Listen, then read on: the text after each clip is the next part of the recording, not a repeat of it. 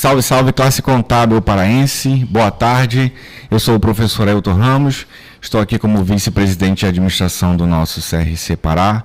Mal começou o ano e nós já temos aí uma novidade, uma parceria entre o Conselho Regional de Contabilidade do Estado do Pará e a Rádio CBN. Surgiu aí o ContaCast, o podcast da contabilidade paraense.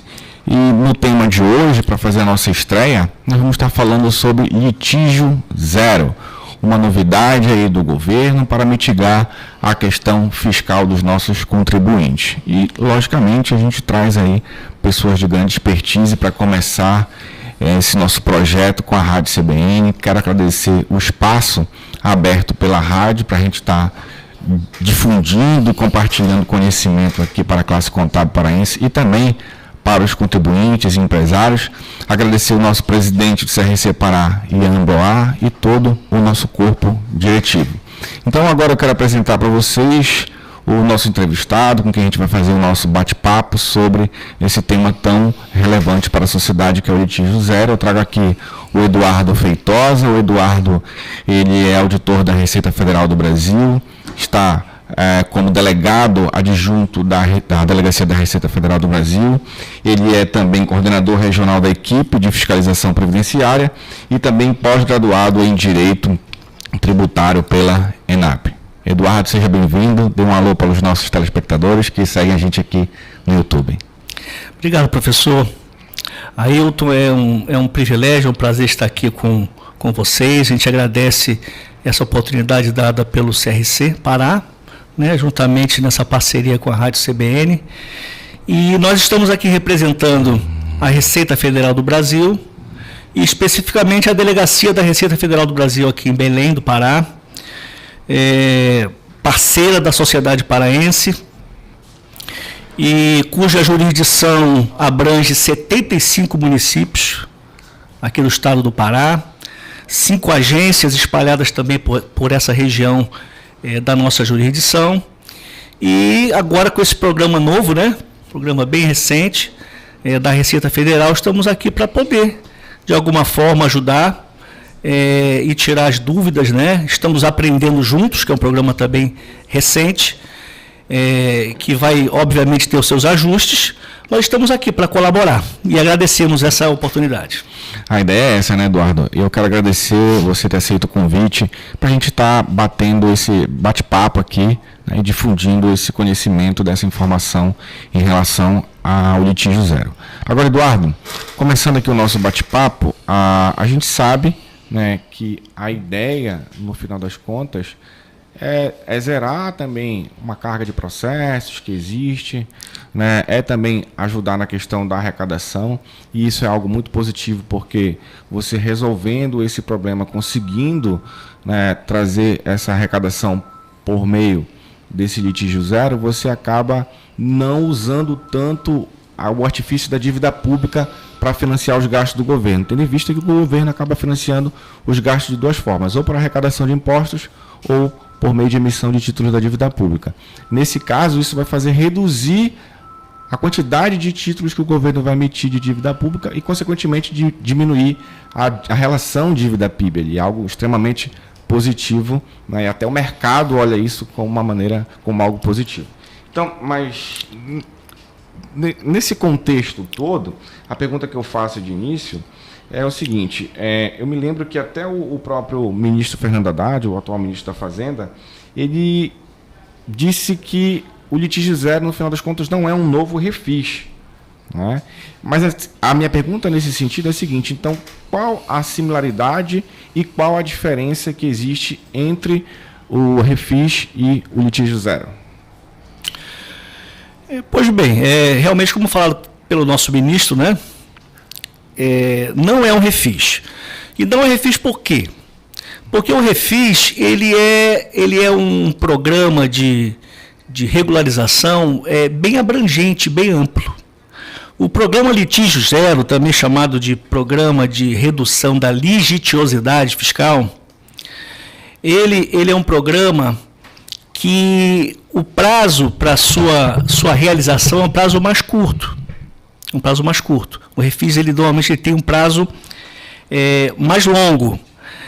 Também o refis, ele tem como característica você abranger uma universalidade de débitos para que sejam regularizados, né? Ou seja, toda, né, e qualquer dívida tributária, normalmente elas, na sua maior parte, elas têm direito a serem aderidas, né, a um programa de refinanciamento, um refis. Já o litígio zero, não. Não, a gente vai ver durante esse nosso bate-papo que ele se restringe a algumas categorias de débitos, né? Na sua essência, na verdade, ele vai abranger aqueles débitos que estão em contencioso, em discussão administrativa, diferentemente do refis, que abrange uma maior parte, né, de dívidas tributárias. Então, é um programa diferenciado. Vamos, assim, como similaridade, a gente pode dizer que a intenção é igual, né? É parecida, é similar, que é o contribuinte ter a oportunidade de poder se regularizar, de poder resolver suas questões tributárias juntamente com a Receita Federal. Beleza. É engraçado que o Eduardo já foi dando alguns spoilers aí do que a gente vai tratar durante aqui o nosso podcast.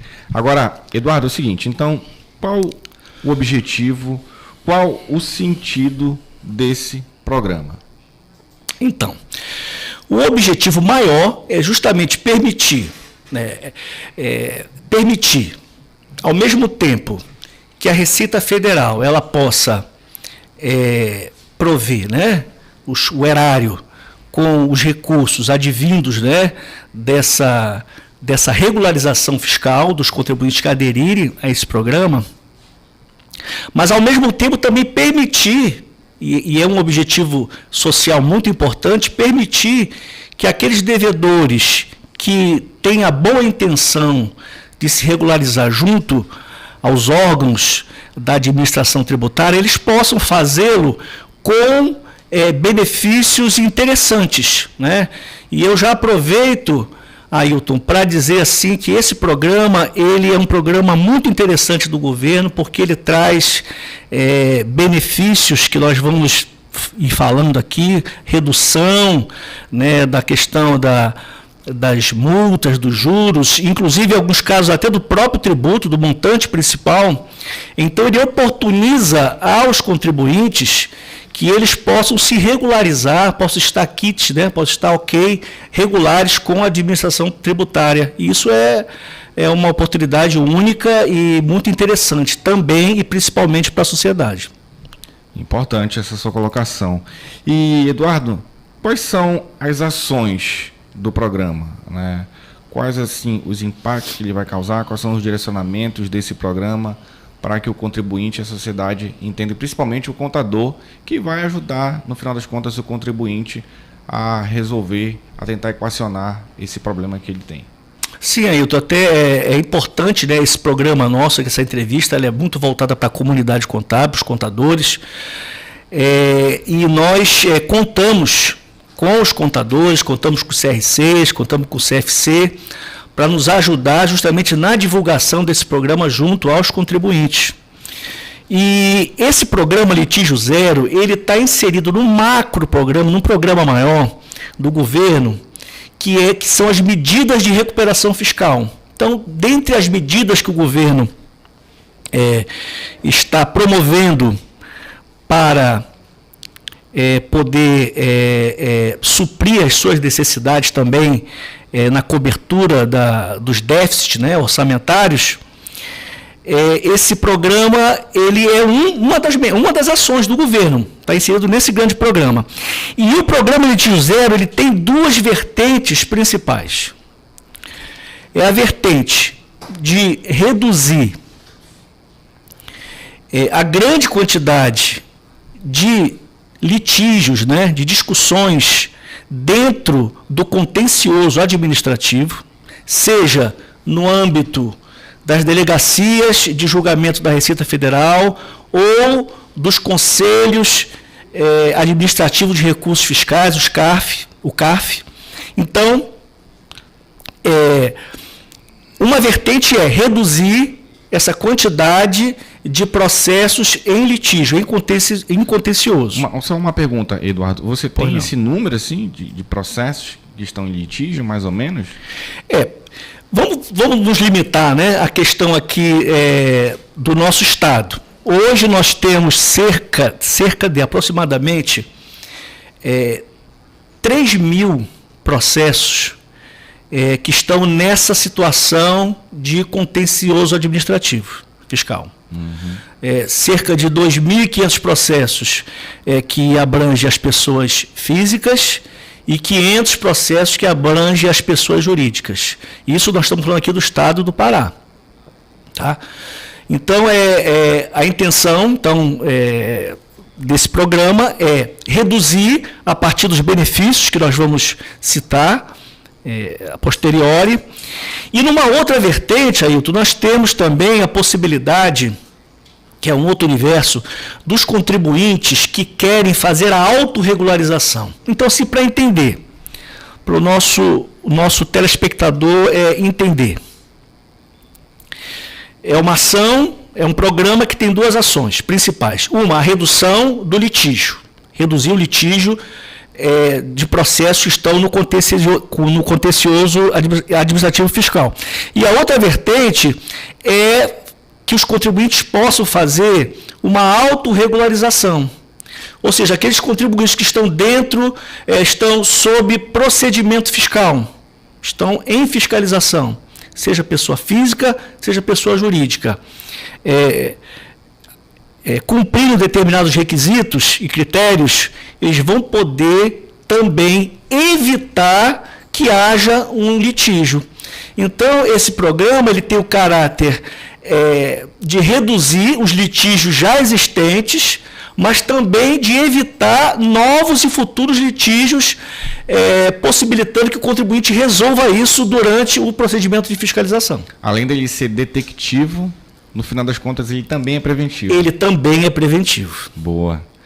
Bom, quero pedir para que os nossos telespectadores aqui do YouTube que estão acompanhando a gente, não esqueçam de fazer a sua inscrição no canal, deixar o like e compartilhar esse vídeo aqui, compartilhar aqui a nossa live, porque só assim o famoso algoritmo do YouTube entende que essa live é importante e vai recomendar para mais gente. Lembrando que esse é um tema extremamente relevante. Daqui a pouco o Eduardo vai falar a partir de quando já está valendo, se já está valendo. E a sociedade, os contribuintes e principalmente nós contadores que vamos estar ajudando na prestação desse serviço, temos que estar cientes do que está acontecendo. Eduardo, uma pergunta que eu acho que é interessante é em relação à questão da classificação da recuperabilidade, né? Então, observada aí a capacidade de pagamento desse contribuinte, como é que funciona essa classificação de recuperabilidade? Ok, Ailton, antes da gente falar sobre esses termos, né, que é do nosso dia a dia, é importante a gente falar sobre as modalidades que nós temos previstas para a transação tributária. Né? Então, quando a gente fala de redução de litígio, nós estamos falando assim do objetivo principal, da característica principal do programa, que é justamente permitir que o contribuinte faça uma transação tributária junto à Receita Federal, no sentido de resolver, né, com concessões mútuas, resolver o litígio que está em andamento. Então, para que isso aconteça, nós temos as modalidades, né, que são em número de 6 modalidades. Então, nós temos a modalidade que a gente faz de acordo com o tipo de pessoa, se pessoa física ou jurídica, inclusive do porte dela. Então, nós temos para as pessoas físicas, para as microempresas e para as empresas, para as pequenas empresas, empresas de pequeno porte, nós temos uma determinada modalidade, que nesse caso vai ser independente da capacidade de pagamento ou da classificação da dívida. Porque quando você fala de recuperabilidade da dívida, a gente está falando de um rating, né? De uma classificação do tipo de dívida que a Receita Federal faz. Se é uma dívida de difícil recuperação ou de recuperação considerada quase que impossível, de média recuperação, possibilidade, de alta possibilidade. Então, aí a gente vai falar sobre classificação. Então, a primeira modalidade, ela vai abranger justamente as pessoas físicas, as micros e as pequenas empresas, e isso independe da classificação da dívida ou da capacidade de pagamento. E com isso, ela, que a gente também chama de contencioso de pequeno valor, que é até 60 salários mínimos. Então, esses contribuintes, eles fazendo a adesão à transação tributária de pequeno valor, esses contribuintes vão ter de 40% a 50% de desconto sobre o valor total do débito.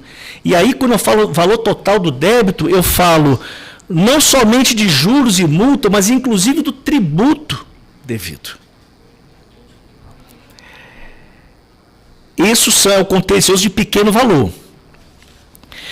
No caso das pessoas jurídicas, cujo contencioso são valores maiores que 60 salários mínimos, aí nós vamos começar a falar sobre a questão da classificação do crédito, e inclusive é uma característica bem positiva do programa, inclusive a possibilidade de utilização do prejuízo fiscal, no caso do imposto de renda, ou da base de cálculo negativa quando se trata de contribuição social sobre o lucro líquido.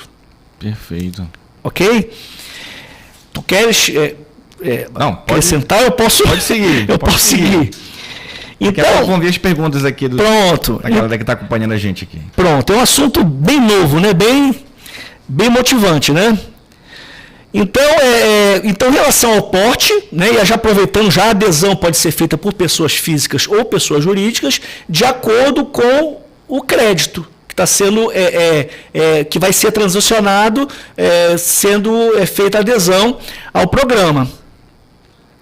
Então, já agora falando sobre a questão do grau de recuperabilidade do uso, né, de prejuízo fiscal, nós temos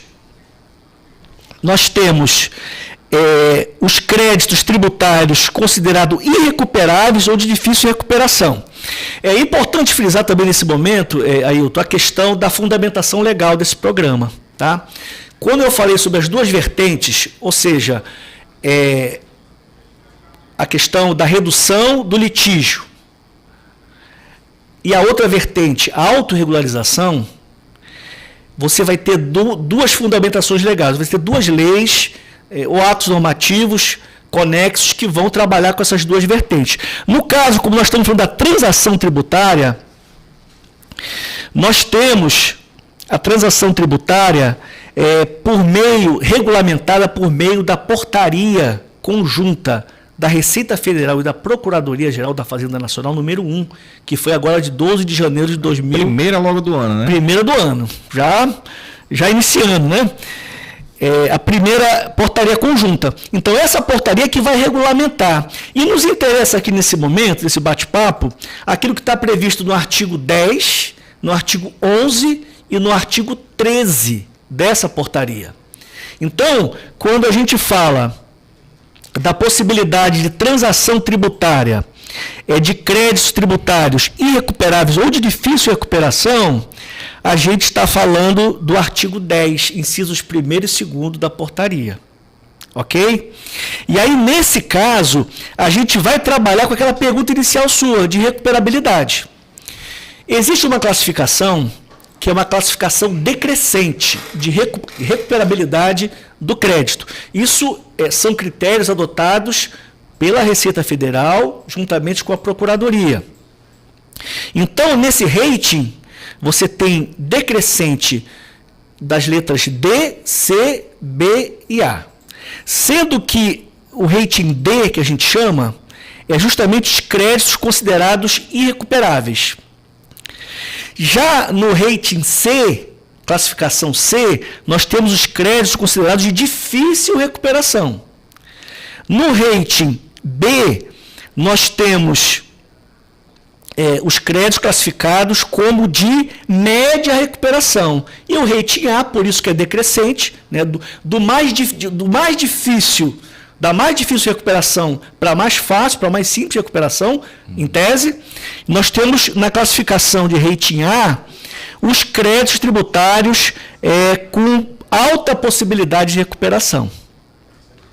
Então, nessa modalidade do rating D, que é de difícil, né, de irrecuperáveis, créditos tributários chamados irrecuperáveis, você vai ter como benefício para quem fizer a adesão a essa transação, vai ter o benefício de uma redução de até 100% dos juros e multas, limitado a 65% do valor total do crédito tributário, sendo que 30% no mínimo do saldo devedor deverá ser pago em dinheiro em até 9 prestações e o restante poderá ser feito com a utilização de prejuízo fiscal ou de base de cálculo negativa.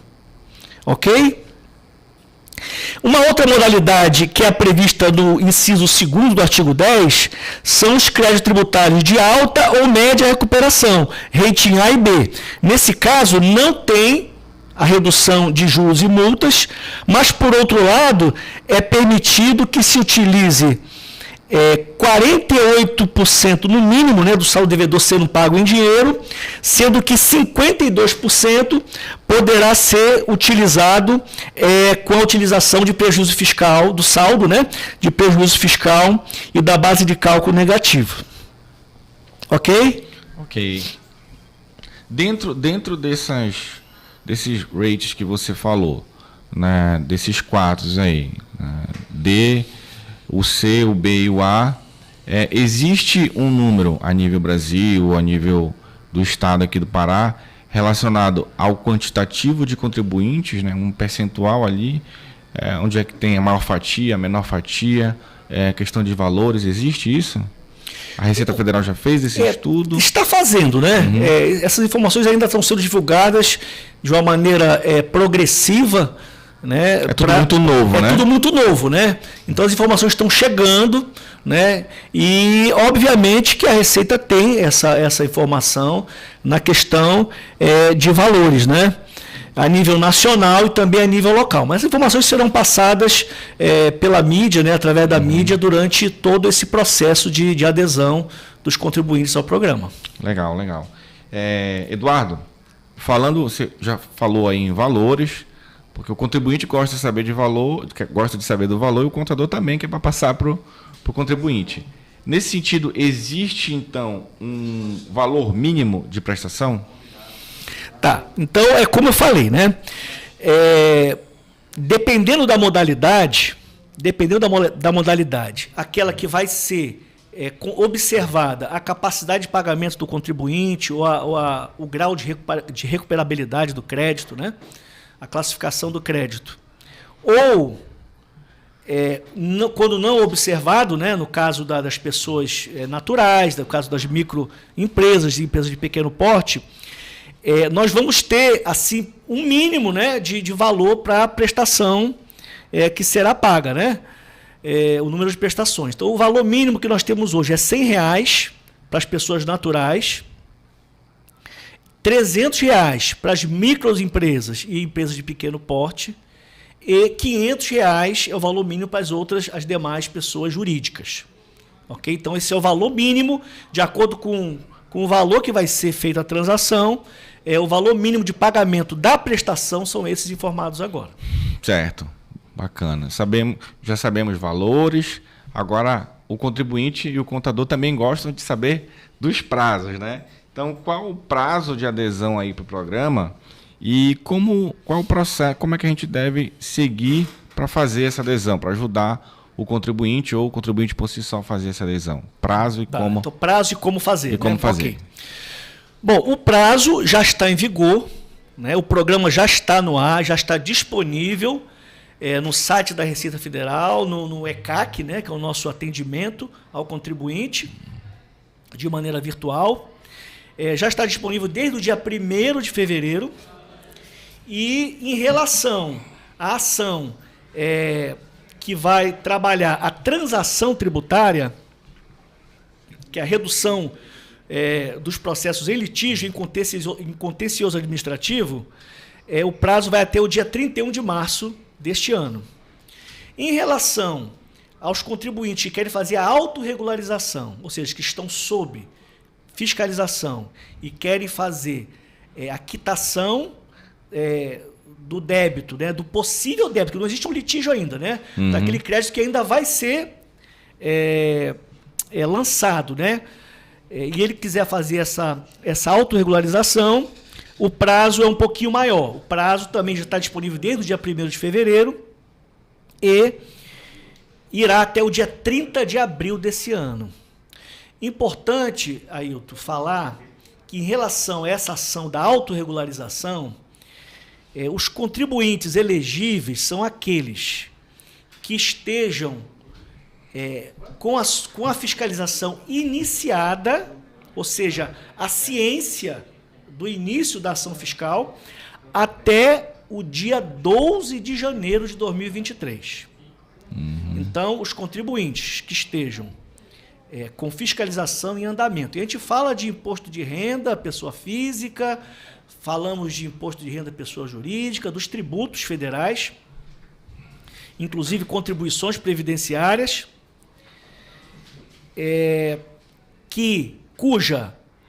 cujo início de ação fiscal, que aí o termo é a ciência desse início, se deu até o dia 12 de janeiro, e esse procedimento não foi encerrado, ou seja, esse procedimento ainda não houve um lançamento do crédito tributário por meio de uma notificação de lançamento ou por meio de um auto de infração. Esses contribuintes estão elegíveis para poder aderir a essa forma também de transação, okay? De regularização. Então, isso seria, acho que até entra na minha pergunta, que eu iria fazer aqui, de que exatamente como é que vai acontecer, né, esse fluxo aí de autorregularização. Exatamente como você falou, essa questão dessa autorregularização. Não entendi, desculpa. Como é que vai acontecer esse fluxo, né? Como é que vai acontecer? Como vai ser, né? O procedimento. Isso, de autorregularização. O procedimento, ok. Então, assim, o procedimento, como é que vai se dar? Tanto de um quanto de outro. Tá? Tanto da transação tributária quanto da autorregularização, ele necessariamente tem que ser feito por meio de um processo digital no ambiente virtual da Receita Federal, no ECAC. Necessariamente. E aí é interessante o que você falou. Por quê? Porque lá, e o sistema já está funcionando desde o dia 1º, lá o contribuinte, ou o representante do contribuinte, e aqui eu estou falando para os contadores, né, que vai representá-los com a certificação e o acesso aos sistemas,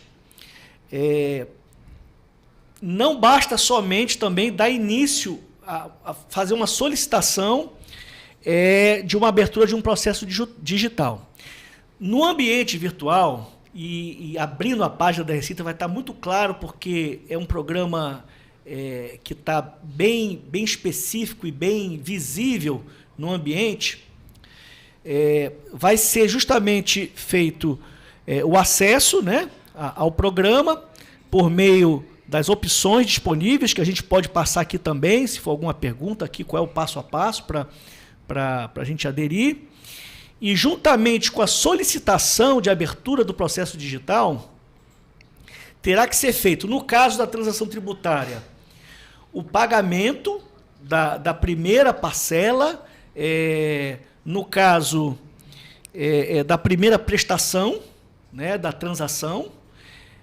E aí já vão me perguntar, mas poxa, como é que eu vou saber os valores? No site tem uma simulação. Tem, né? Uma simulação do cálculo, inclusive a questão da classificação.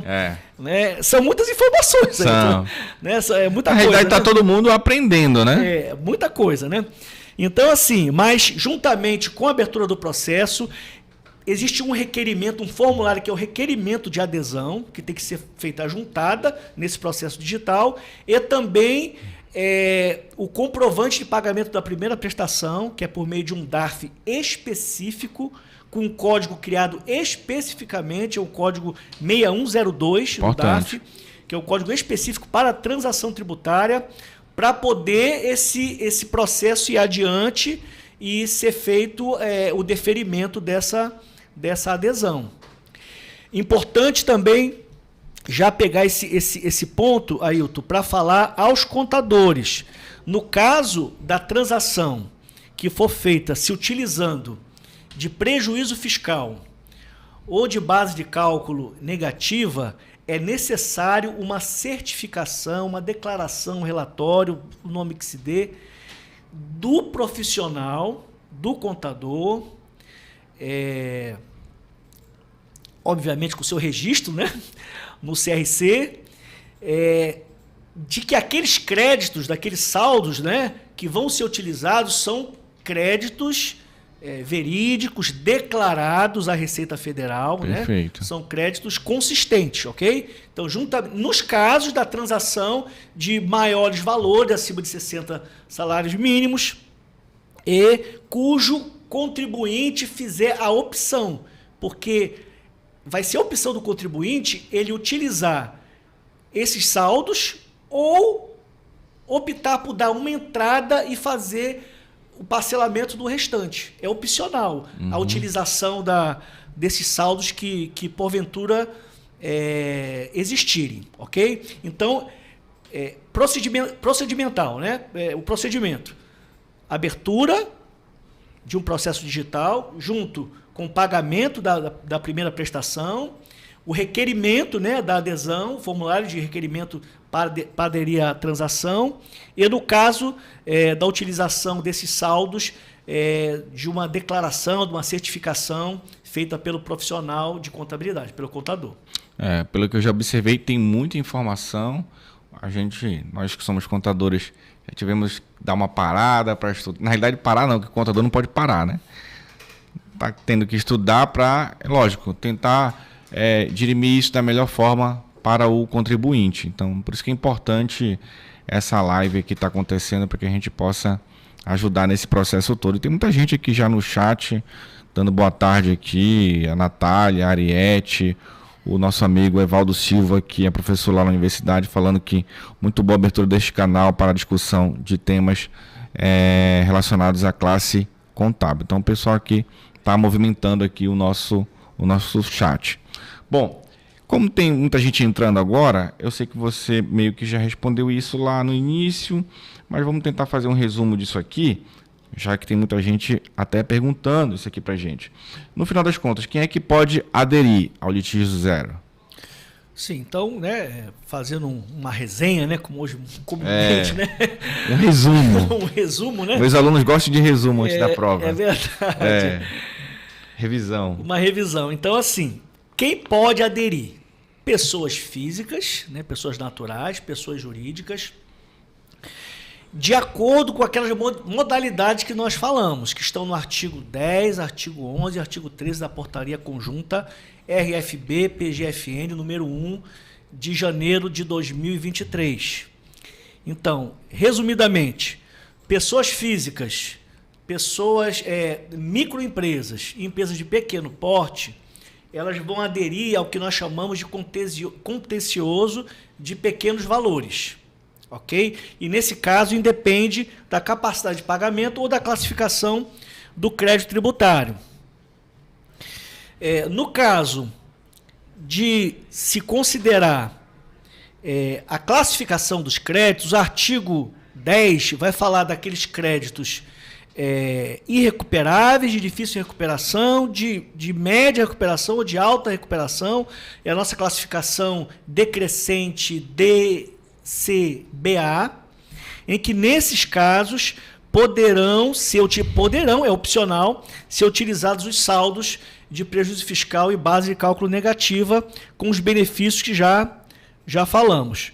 Outra possibilidade é somente considerando a capacidade de pagamento, mas não se utilizando dos saldos de prejuízo fiscal ou base de cálculo negativa, o contribuinte ele aderir com uma entrada de 4% do valor total da dívida, aí nesse caso da entrada não tem redução, mas com o benefício de redução de até 100% de juros e multas, se for pago em 2 prestações, ou redução de até 100% de juros e multas, mas também limitado, nesse caso, a 50% do valor total do crédito, para serem pagos até 8 prestações.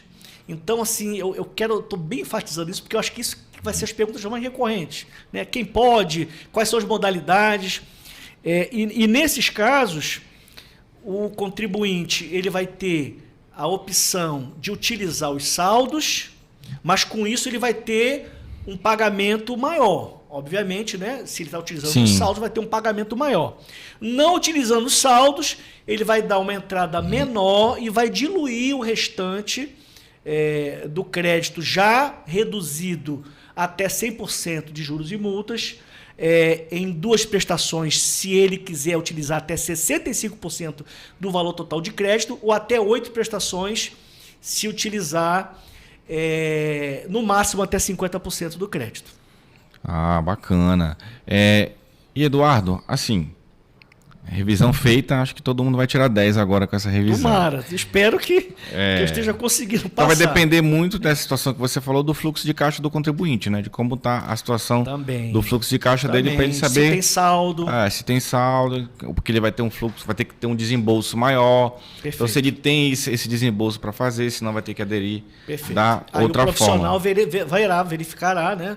Vai orientar o seu cliente, né, o contribuinte, para que ele possa aderir à melhor modalidade que seja dentro das suas condições, né, de transacionar. Certo. Então a gente sabe que a possibilidade de ter desconto em multas e juros, mas existe alguma situação que pode acontecer de ter um desconto no principal?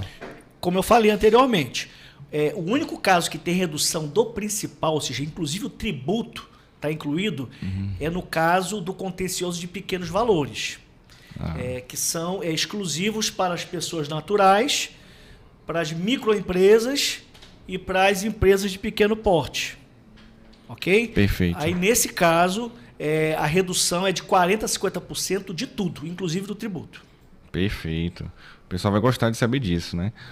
Aí é o seguinte, quando eu coloquei lá no Instagram, no meu Instagram que eu ia fazer essa live com você, vieram algumas perguntas e eu separei 2 perguntas aqui que eu acho que são bem interessantes e que a gente pode compartilhar com a classe. Eu sempre digo para meus alunos que quando tiver dúvida, perguntem, porque a dúvida de um pode ser da classe toda, né? E se não for, acaba criando aquela pulgazinha atrás da orelha. E essa pergunta acho que foi bem interessante. A pergunta foi o seguinte: devo imposto de renda do ano de 2018, não impugnei e não fui inserido na dívida ativa. Ainda assim, posso participar do programa Litígio Zero ou tenho que abrir um processo administrativo para me enquadrar? Legal essa pergunta, porque assim, é uma dúvida também que estava... Para alguns ainda pairam, né? Mas já está esclarecida. A questão é a seguinte: como nós falamos na primeira pergunta, é um refis, o litígio zero é um refis, é uma espécie de refis. Uma das diferenças, como eu expliquei, é que o litígio zero, ele não tem como característica abranger uma universalidade de contribuintes, de processos, para que faça a transação. Na verdade, a essência desse programa, ele está na questão do contencioso administrativo.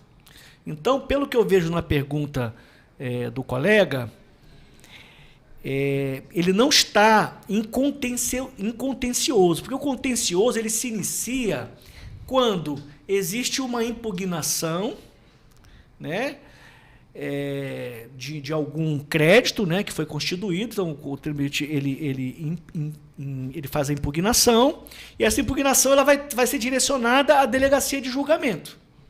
Aí se inicia, né, o contencioso, ou seja, o litígio no processo administrativo fiscal. Nesse caso, ele ficou assim meio que num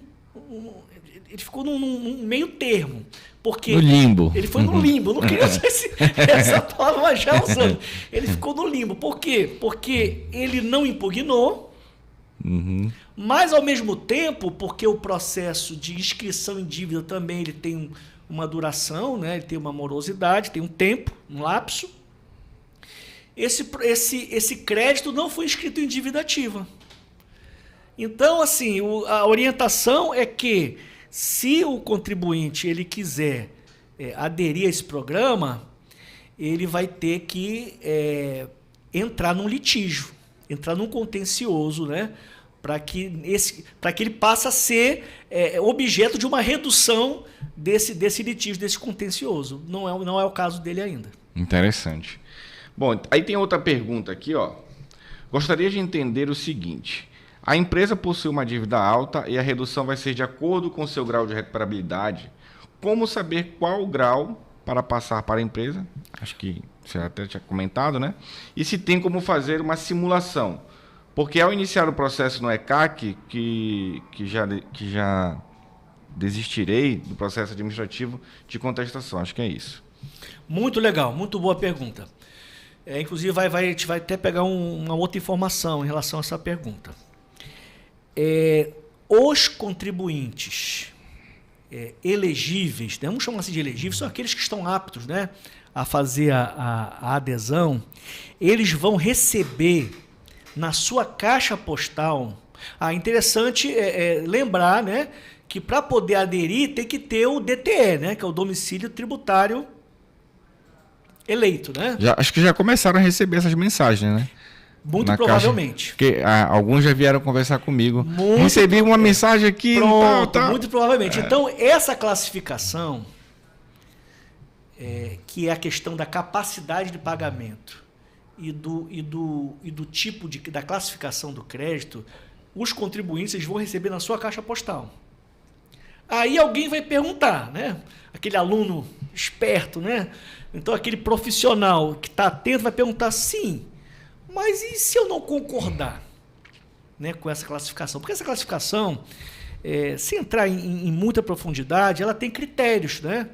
É feito pela Receita Federal e pela Procuradoria. Existem filtros ali, né? Filtros, né? Vai verificar a situação patrimonial da empresa, né? A receita. Como é que você vai falar de capacidade de pagamento? O primeiro item é a receita, né? Receita versus despesas, para verificar a capacidade de pagamento, a qualidade do crédito, o tipo de crédito. Então, são vários critérios que vão definir. Feito isso, o contribuinte vai receber na sua caixa postal já determinado qual é a sua capacidade de pagamento e a classificação do crédito.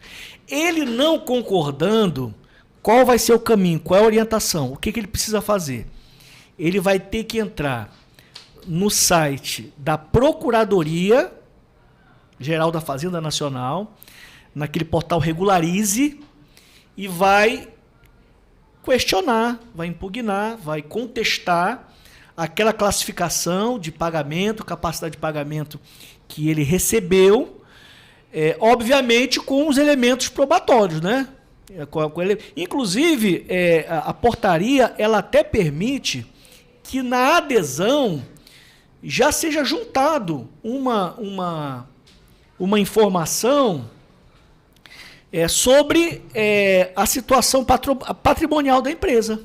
Já até para ajudar no filtro, né, de verificar essa classificação, essa capacidade de pagamento e, se for o caso, modificar. Porque a capacidade de pagamento ela é muito interessante e importante porque ela vai determinar qual vai ser o tipo de benefício que o contribuinte vai ter. Interessante porque, no final das contas, vai, de alguma forma, ajudar as empresas até melhorar os seus processos no que diz respeito à questão de fluxo de caixa, questão econômica e questão patrimonial. Interessantíssimo. Vou falar com os olhos da Receita, né? Declarações, né?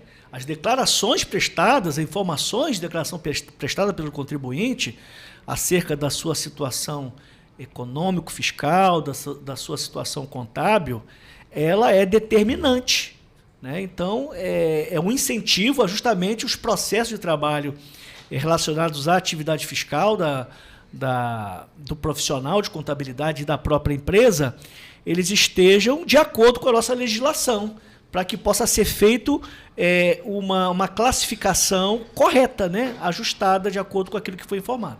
Então tem muito trabalho para a gente, né? Bastante trabalho para os contadores. Para os contadores e para vocês que estão lá na Receita Federal. Que estamos aqui na Receita. Bom, Eduardo, a gente já está chegando aqui ao final, passou rápido, né? Ainda mais com uma tarde bela como essa. Os estúdios da CBN são belíssimos, é belíssimo, né? Olha a tarde aqui, a visão que a gente tem do Rio. Até se perde um pouquinho, né? Entre olhar para a paisagem. É verdade, verdade. O Eduardo, ele é também formado em contabilidade, bacharel em ciências contábeis. Ele está terminando o curso agora, né, Eduardo? Sim, Direito, não é isso? E, Eduardo, a gente vai finalizar aqui da seguinte... Você que se formou em contabilidade sabe que tem lá o método das partidas dobradas, né? O débito e o crédito. Então, a gente vai fazer meio que um bate-bola, uma dinâmica aqui, onde eu vou falar uma frase e você vai responder, né, com uma palavra. Eu vou deixar uma frase ainda, porque como é o primeiro, a gente vai dar essa colher de chá. Agradeço. Então aqui eu tenho 4 frases para você e eu quero que você faça essa partida dobrada. Então, bate-volta, né? Esse bate-volta. Okay. Na linguagem contábil, esse débito e crédito. Dobrada, débito e crédito. Okay. Então, na sua concepção, Receita Federal do Brasil. Órgão de excelência e responsável pela nossa administração tributária. Perfeito. O direito tributário. Eita. Vou guardar o eita aqui. tá gravado já foi. Eu só não vou falar um égua porque fica pior. Vou fazer um corte aqui e colocar como rios. Ok. Direito tributário. Ramo do direito público. Perfeito. Imprescindível para que haja um bom relacionamento, um saudável relacionamento entre o Estado e a sociedade. E para mitigar risco também, né? Também. Perfeito. Auditor fiscal. Senti que você parou aí, né? É só... Tocou no coração essa. Agora mexeu, né? Auditor fiscal. Autoridade administrativa, tributária, citada, informada no nosso Código Tributário Nacional e na legislação tributária. Boa. Para finalizar, prepara o coração. Servidor público. Eita, opa, mais um mais um corte. Mais um corte. Servidor, né? Servidor público. É um agente público concursado, parceiro da sociedade e com a finalidade de prestar o melhor serviço possível a essa sociedade. Bacana. E eu vejo você falando com os olhos brilhando, né? E isso pra gente é motivo de orgulho. Que bacana, obrigado. Eduardo, eu quero te agradecer aqui imensamente, né, em nome do Conselho Regional de Contabilidade do Estado do Pará, em nome também aqui da Rádio CBN, que a gente está nesse momento de parceria em relação ao nosso ContaCast, o podcast da contabilidade paraense. Quero também agradecer à Receita Federal do Brasil por ter liberado você aqui, né? A gente sabe de todo o trabalho que vocês têm lá na Receita Federal, todo o carinho que vocês fazem para o contribuinte e como vocês recebem nós, contadores, e essa parceria ela tem cada vez sido mais forte entre a classe contábil e a Receita Federal do Brasil. Estimas lá o delegado Luiz Otávio também. Tá? Bom, eu quero que você faça agora então as suas considerações finais. Senti que você ficou emocionada aí quando a gente falou de auditor fiscal e servidor público, o coração bateu forte. Deixei dar uma recuperada, por isso que eu falei um pouquinho mais. E aí eu deixo a palavra com você para fazer as considerações finais. Bom, Ailton, mais uma vez agradecer. Eu acho muito importante esse espaço que é disponibilizado tanto para o CRC, né, aqui na CBN, Amazônia, na Rádio CBN, esse espaço fundamental, porque muitas pessoas agora estão nos vendo, nos ouvindo. Então, agradecer essa oportunidade de a gente poder mostrar uma Receita Federal que muitas vezes na mente, né, do cidadão aparece só aquele leão rugindo, né, babando, querendo devorar, né? E, na verdade, a Receita Federal ela tem uma ação social muito relevante, né, para a sociedade, como tantos órgãos, né? É relevante. A Receita Federal ela é responsável por captar recursos provenientes, né, de tributos, cujo destino, cuja destinação e a gente, quando eu falo, é o governo, é o Estado, prover da melhor forma possível, né, a sociedade com serviços de qualidade.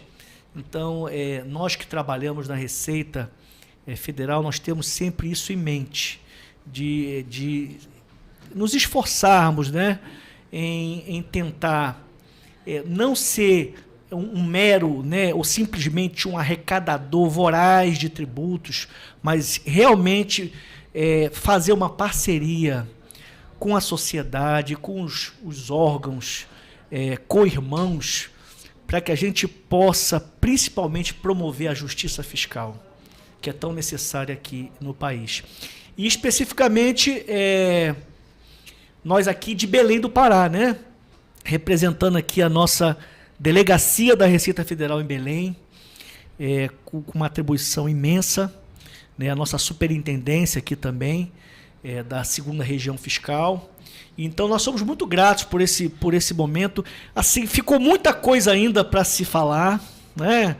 A gente procura... Vamos ter outros podcasts. A gente até atropela um pouquinho as palavras, porque são muitas informações, mas nós nos colocamos sempre à disposição do CRC, para que a gente possa continuar essa parceria. Pedimos, assim, e agora eu vou falar como servidor público, né, como auditor fiscal, como preposto da Receita Federal, pedimos aos contadores que façam essa transmissão de informação para os contribuintes, porque eu vejo particularmente como uma grande oportunidade de os contribuintes poderem se regularizar junto com a Receita Federal, nesses casos que são possíveis. Isso vai melhorar o ambiente de negócio, inclusive. É menos um problema para o contribuinte, né? Você resolver a questão fiscal. E assim conseguir executar a sua atividade econômica da melhor forma possível. Então a gente pede que os contadores, né, assim representados aqui pelo CRC, possam divulgar esse programa Litígio Zero, que nós temos esperança, cremos que vai ser um sucesso, não somente como uma forma de você melhorar as finanças públicas, mas também de promover justiça fiscal e promover possibilidade para que o contribuinte possa estar regular na sua situação fiscal. Boa, Eduardo. Eu digo que, no final das contas, a Receita Federal é como se ela fosse meio que uma mola propulsora financeira ali do Estado, no final das contas, né? Porque é a partir dela, dessa arrecadação, desse trabalho que ela faz, que o governo vai pegar esse recurso e vai bombear ali para as áreas que são necessárias. Então, sim, eu quero agradecer em nome do presidente do Conselho Regional de Contabilidade do Estado do Pará, Ambloar, meu nome também, né, todos os esforços e trabalhos que vocês têm feito nesses anos. Você estava me falando lá, antes da gente entrar no ar, 22 anos aí de trabalho servindo à sociedade. Então, meus parabéns. Obrigado. Aproveito só, mande um abraço pro Ian, tá? Ele que andou conversando comigo, né? Ele não pôde estar essa semana. Ele não pôde, aí eu vim. Mande um grande abraço pro nosso presidente, ok? Ele tá em viagem a trabalho, aí não conseguiu vir, mas deixou um abraço, estimas e disse para eu tocar o barco e que seria bem tranquilo. Muito e foi bem, muito bem tranquilo. Eu quero assim agradecer imensamente. Fica aberto o convite, vão vir outros, se não aqui pela CBN, mas também nós temos espaços lá na nossa Quinta Contábil. Eu acho que você até, se não me engano, vai fazer uma Quinta Contábil, que eu estava vendo o seu nome lá, né? Coisa bacana. À disposição, tá? E é muito bom quando a gente consegue ver uma pessoa engajada e que ela está disposta a contribuir com a classe. Muito obrigado, Eduardo. Bom, meus amigos, é isso. Eu quero agradecer imensamente a participação de todos vocês. Como eu falei, não esqueçam de se inscrever no canal aqui da CBN Amazônia, deixe o seu like, compartilhe esse vídeo aqui, acione a notificação do sininho para vocês receberem as informações da Rádio CBN. E também sigam lá a gente, o Conselho Regional de Contabilidade nas redes sociais, lá no Instagram, CRC Pará, e também no nosso canal no YouTube. Um forte abraço, até a próxima e nos encontramos.